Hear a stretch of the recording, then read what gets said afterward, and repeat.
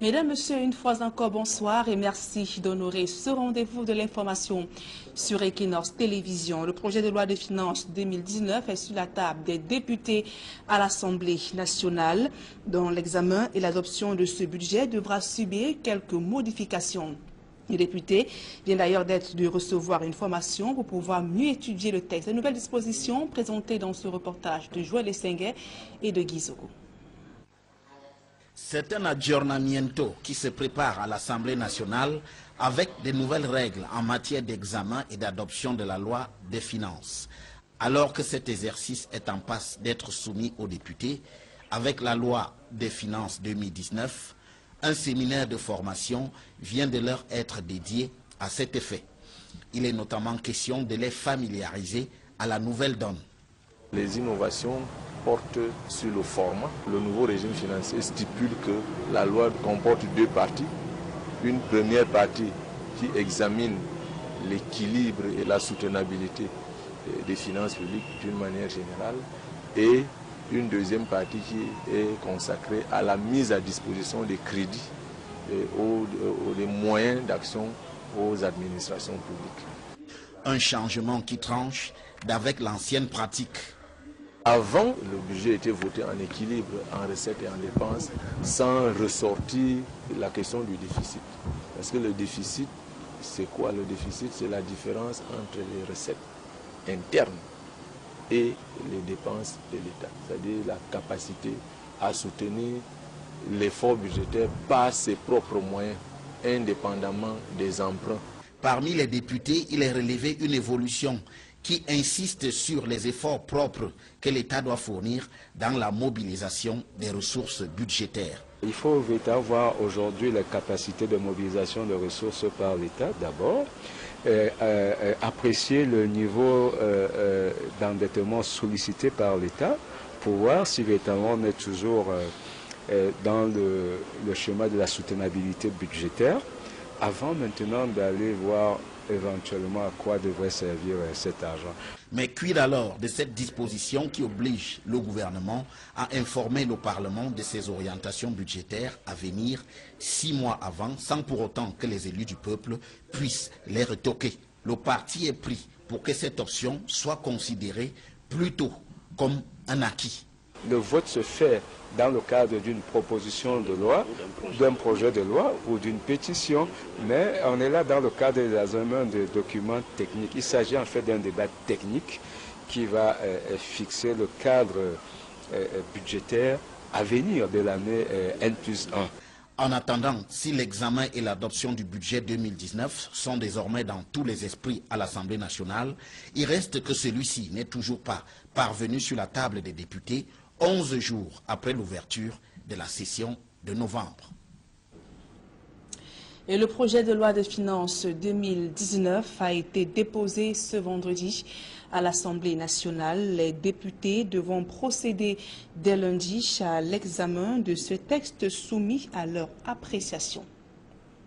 Et sur la contour de ce texte déposé ce jour à l'Assemblée nationale, écoutons tour à tour ces différentes réactions, celle de Cavaillé Djibril, président de la Chambre basse, ainsi que de Thérèse Ngassa, députée au micro d'Equinox Télévision.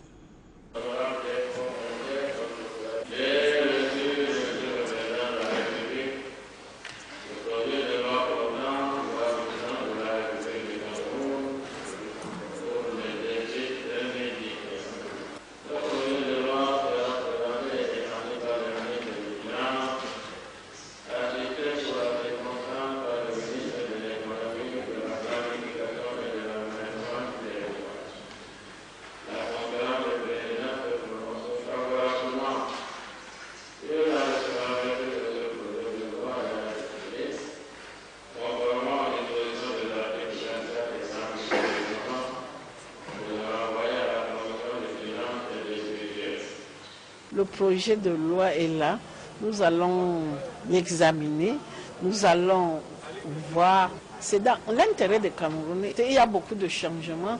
Le ministre des Finances a apporté beaucoup d'améliorations dans le montage de ce projet de loi. On a eu un séminaire. Ce projet de loi serait la bienvenue. Des voix se lèvent de plus en plus pour appeler à la libération du journaliste Michel Bientong, incarcéré depuis hier à la prison centrale de Douala de Yaoundé.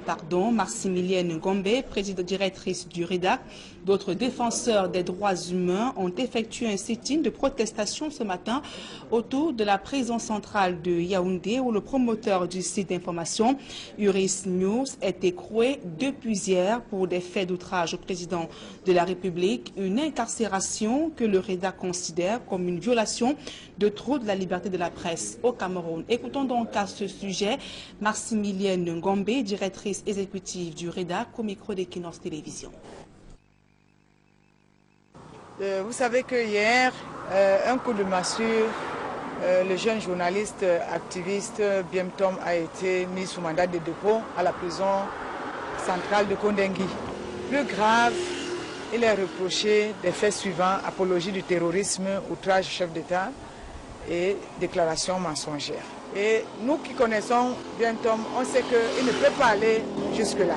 Et des informations que nous avons de sources sûres font état de que il y a tapis dans l'ombre certains membres du gouvernement qui instrumentalisent aujourd'hui cette affaire pour continuer à rester au pouvoir ou alors à faire à ce qu'ils démontrent au président de la République qu'ils font bien leur travail. C'est pour cela que nous avons aujourd'hui tenu à aller devant la prison centrale de Kondengui, simplement pour dire qu'il faut libérer, parce qu'on est dans un état de droit. Bientong est innocent, sa place n'est pas à la prison centrale. Donc nous exigeons la libération immédiate et inconditionnelle de Bientong et nous exhortons le président de la République de demander à ce que les assoiffés du pouvoir cessent, n'est-ce pas, de broyer les jeunes. Dans le reste de l'actualité en éducation, quelques établissements scolaires de la capitale expérimentent l'éducation inclusive. C'est à l'initiative d'une organisation de promotion des droits des handicapés qui s'est également fixée pour défi d'aider cette catégorie sociale marginalisée à pouvoir se faire établir des cartes nationales d'identité. Le reportage de Marcelin Gansop, Élisée Borba. L'école publique de Foulane Groupe 1 expérimente l'éducation inclusive. Nous avons les enfants déficients auditifs parce que le gouvernement est en train de vouloir mettre un terme à ce système qui consistait à mettre par exemple les enfants déficients auditifs dans une école à part, ce qui faisait une frustration de ces derniers. Ici, un enseignant spécialisé a été recruté avec le concours de l'association des parents et amis solidaires des personnes handicapées. Ce dernier se bat tant bien que mal pour implémenter la nouvelle donne dans un environnement qui n'était pas jusqu'ici habitué à l'éducation inclusive. Il consiste tout simplement à tous les enfants à besoins spécifiques au sein de l'établissement et leur donner les mêmes chances de réussir. En ce qui concerne les cours, il n'y a pas de différence, c'est les mêmes cours. Mais tout simplement, il faut les accompagner et leur faciliter la compréhension des leçons dans les salles de classe. On aborde les leçons avec plus de matériel didactique, on utilise des dessins, des gravures pour mieux expliquer les leçons. Ça permet aux enfants de mieux comprendre et l'officier auditif comprend directement quand il y a les objets. L'action de l'association des parents et amis solidaires des personnes handicapées ne s'arrête pas uniquement dans les établissements scolaires. Elle s'investit également dans les postes d'identification des commissariats de sécurité publique afin de permettre aux personnes handicapées de bénéficier des facilités d'établissement des cartes nationales d'identité. Je me débrouille dans la vie, j'ai tout juste simplement pour remercier, comme on m'a aidé simplement, de ne rien dépenser quoi. Pour l'avenir, bon, on peut sauter, s'il peut avoir les aides pour ne plus nous léser comme je ne sais quoi. On se rend compte que de plus en plus dans les services publics, les agents commencent à respecter déjà l'approche handicap et à tout faire pour servir avec respect. Toutes ces actions visent à intégrer la personne handicapée, dont les difficultés au quotidien finissent par décourager même les plus téméraires. Nous étions au commissariat, c'est une façon d'autonomiser la personne handicapée. Parce que nous avons constaté que la majorité ne connaissait pas ce qu'on appelle la carte d'identité. Nous avions fait une cinquantaine de cartes d'identité La personne handicapée est un être à part entière. Il n'est plus question que les frustrations qu'elles essuient au quotidien continuent. C'est à ce délicat et difficile combat que se livre l'association des parents et amis solidaires des personnes handicapées du Cameroun. Avec à ce jour quelques résultats probants, mais la lutte continue. Saviez-vous, certains plastiques ayant servi à des emballages de produits phytosanitaires ont de graves répercussions sur l'environnement et même sur la santé. Ces produits toxiques sont à l'origine de certains cancers et pour réduire les risques, des campagnes de sensibilisation sont effectuées dans le département du Mungo pour pouvoir lutter contre l'utilisation de ces emballages nocifs. Jacquino Molong, Isabelle Carole Zopet. Les emballages des produits phyto, généralement réutilisés dans les ménages et commerces pour des usages divers, représentent un grave danger, non seulement pour la santé, mais aussi l'environnement. Les emballages vides de pesticides sont réutilisés dans les ménages et le commerce. Les gens ont lavé, surtout les 5 litres, ou bien à partir de 5 litres et les grands fûts. Les gens lavent et les réutilisent pour mettre du vin de palme, de l'eau à boire, de l'huile. Ça, c'est des très mauvaises pratiques. Parce qu'une fois de plus, la réglementation camerounaise reconnaît que les emballages vides de pesticides sont des déchets toxiques. Et certains vont même jusqu'à les brûler. Et ces produits chimiques-là se transfèrent de la femme. Lorsque c'est contaminé, vous le transmettez à votre enfant qui est dans le ventre. Et c'est très dangereux. Vous allez voir, les enfants vont naître avec les malformations congénitales. À Loum, dans le département du Mungo, où ces emballages sont fortement réutilisés, une campagne de sensibilisation vient d'être lancée par le ministère de l'Environnement pour prévenir les populations sur les dangers auxquels ils s'exposent en utilisant ces emballages qui restent toxiques même après lavage. Ces produits phytosanitaires, lorsqu'ils sont mal gérés, représentent de graves dangers pour la santé humaine et l'environnement. Désormais, ils doivent faire, après utilisation, ils sont appelés à perforer chaque emballage vide pour le rendre inutilisable et puis les retourner au point de collecte agréé. La satisfaction est grande pour ces habitants qui, pour la plupart, ignoraient ces dangers. On nous a dit que les emballages phytosanitaires ne devront pas être réutilisés après que nous ayons fini d'utiliser en champ. Ça veut dire qu'on devrait, c'est déjà trop toxique pour l'organisme. Des zones de collecte de ces emballages nocifs seront fixées dans chaque ville et cette campagne de sensibilisation s'étendra sur toute l'étendue du territoire national. De référence des logements sociaux et un stade moderne de football bientôt implanté dans le 6e arrondissement de la ville de Yaoundé. C'est le fruit d'un partenariat conclu entre cette municipalité ainsi que les investisseurs italiens, lesquels ont procédé ce jour à la visite des différents sites qui vont abriter ces projets sociaux. Marcelin Gansop et Élisée Borba. C'est à coup sûr un bel exemple de partenariat public-privé qui est en gestation, à condition que les engagements pris par la mairie de Yaoundé 6 et ses partenaires italiens soient tenus. Jusqu'ici, tout laisse penser que l'on est sur la bonne voie avec cette visite qui a permis aux investisseurs italiens de toucher du doigt les sites où les différents projets seront implantés. C'est un processus qui s'est mis en place. C'est pas venu comme ça, par un clin d'œil, non du tout. Il a fait la recherche, il a compris, il a vu nos effets, il a su ce que nous faisons de par le monde. Raison pour laquelle nous sommes aujourd'hui avec vous. Les moyens sont là, les moyens humains, les moyens financiers, ils viendront progressivement. Et nous allons faire dans un outil de partenariat, d'exploitation commune entre la municipalité et nous.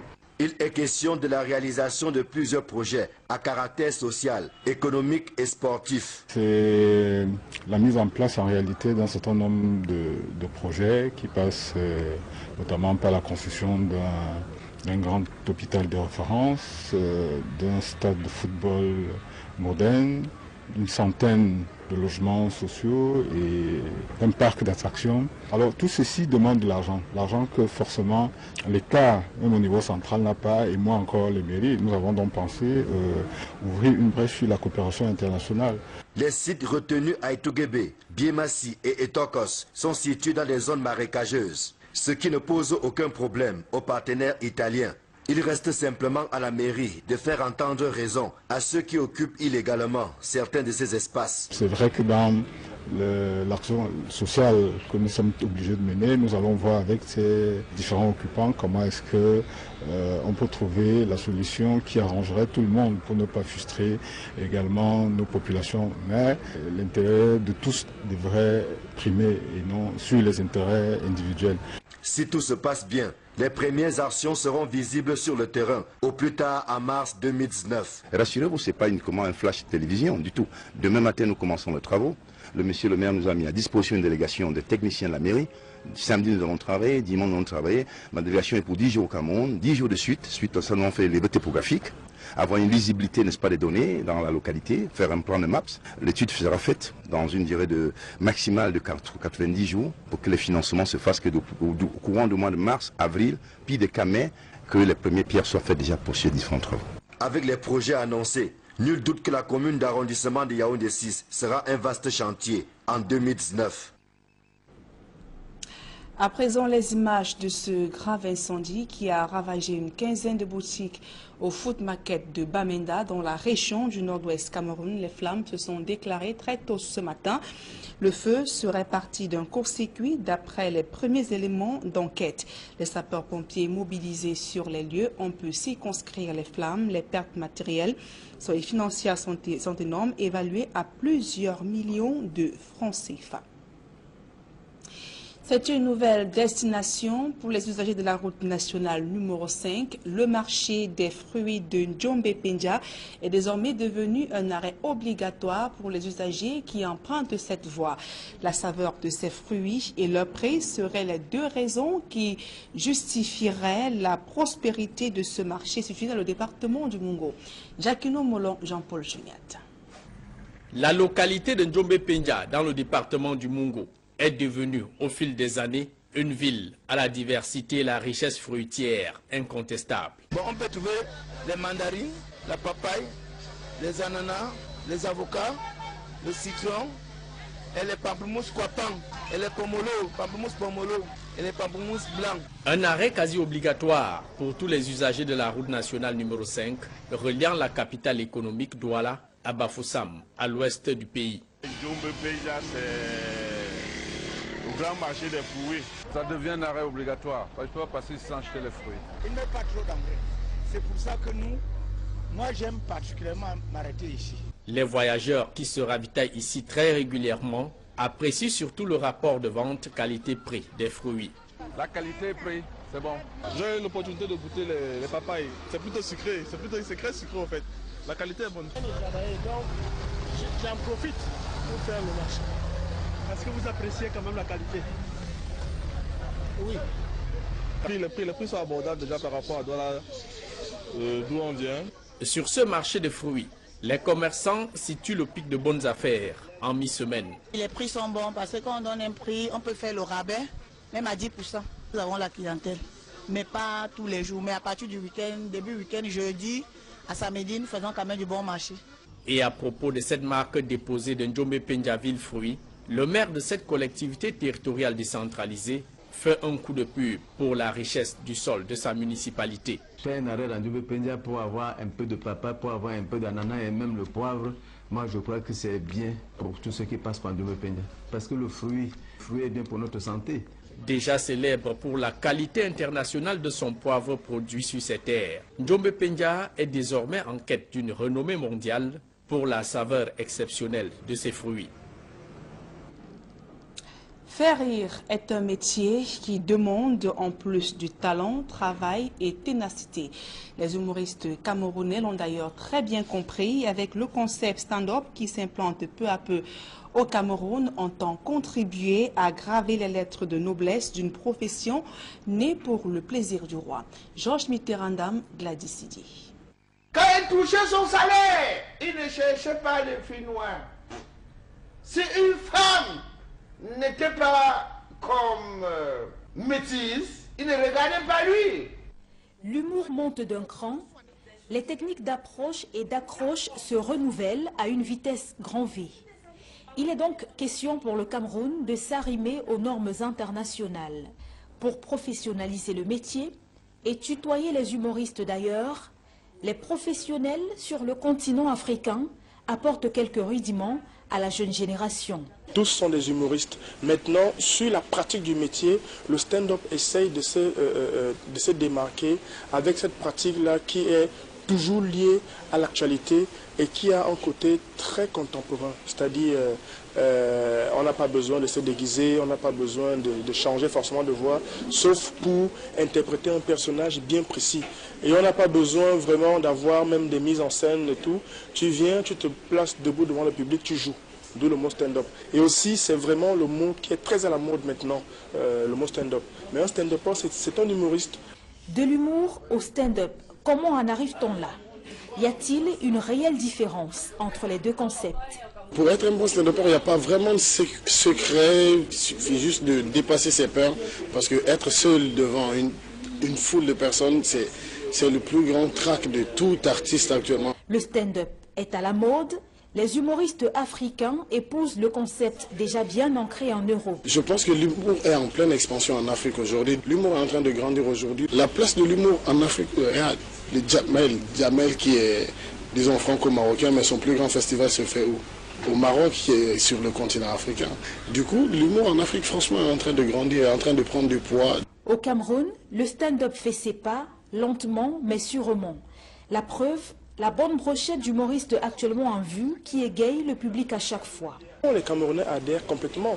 Ça fait près de 10 ans que le mot stand-up existe, que la pratique du stand-up existe. Et ça fait près de 10 ans que les Camerounais viennent de manière assidue au spectacle. Nous avons choisi un mois, celui de novembre, pour chaque année consacrer cette période au stand-up. Et il y a 40 parties. Il y a la formation. C'est-à-dire là où nous sommes actuellement, nous sommes en plein atelier de formation. Ensuite, il y a les spectacles. Donc, nous avons cette année décidé vraiment de mettre la femme à l'honneur, surtout de motiver les femmes à prendre, comme on dit, leur destin en main et à venir prendre la parole, à dire ce qu'elles pensent, à dire ce qu'elles ont envie de dire tout simplement devant un public. Conscient des enjeux, des défis et surtout de la concurrence sur le plan international, les jeunes qui se mettent à fond. Vous savez, au départ, déjà, c'est une passion qu'on nourrit depuis la tendre enfance. C'est une passion qu'on souhaite cultiver en soi-même. Il y a des gars qui nous ont beaucoup inspirés. On a Kwakam, on a Major AC, on a Bitakola avec son sketch Le Fou qui m'a beaucoup servi d'école parce que là, il est parti d'un point A et il a chuté à un point B. Donc, c'est toute une école dans son sketch. Aujourd'hui, je me retrouve en train de faire du stand-up. Stand-up que j'ai commencé à faire depuis 2011. Pour moi, c'est un pas puisque c'est aussi un autre domaine de l'art. L'humour intelligent qui colle à l'actualité, qui informe, qui construit, les artistes camerounais ont épousé la donne et comptent davantage professionnaliser le métier et s'imposer encore plus à l'international. Désormais, c'est toute une industrie. L'actualité sportive à présent, éliminatoire CAN 2019 des moins de 23 ans, le Cameroun impose une rude épreuve à la sélection tchadienne battue cet après-midi sur le score de 3-0. La rencontre s'est disputée au stade Amadou Ahidjo de Yaoundé. Martin Anglo ouvre le score à la 9e minute sur un pénalty suivi d'un doublé d'Eric Ayouk. À la 48e minute, puis 65e minute de jeu. Le match retour est prévu dans une semaine en Djamna, la capitale du Tchad. Et toujours en sport, les Lions indomptables du Cameroun affrontent en ce moment les Lions de l'Atlas du Maroc. Le match se joue au stade Mohamed V de Casablanca. Les deux équipes sont toujours à égalité. 0 but partout. Match comptant pour les éliminatoires de la CAN 2019. C'est ici que nous mettons un terme à ce journal, mesdames et messieurs. Merci pour votre aimable attention. Dans un instant, le débrief du journal avec Serge-Alain Autou et ses invités sur le plateau d'Equinox Soir. Serge-Alain. Voilà, Nadine Nyambou, nous allons revenir sur l'éducation inclusive expérimentée du côté de l'école publique des Foulanes. Nous sommes à Yaoundé et bien évidemment, nous allons faire stop en ce début de week-end dans la ville fruit Ndjobé Pendia, ville fruit telle que rebaptisé par Jean-Paul Chouniat, qui est sur ce plateau. Bonne soirée à vous, Nadine Nyambou. Bonne soirée à vous, Serge-Alain Autou. Madame, Monsieur, dans un instant, le débrief, toujours en compagnie de nos 4 débatteurs.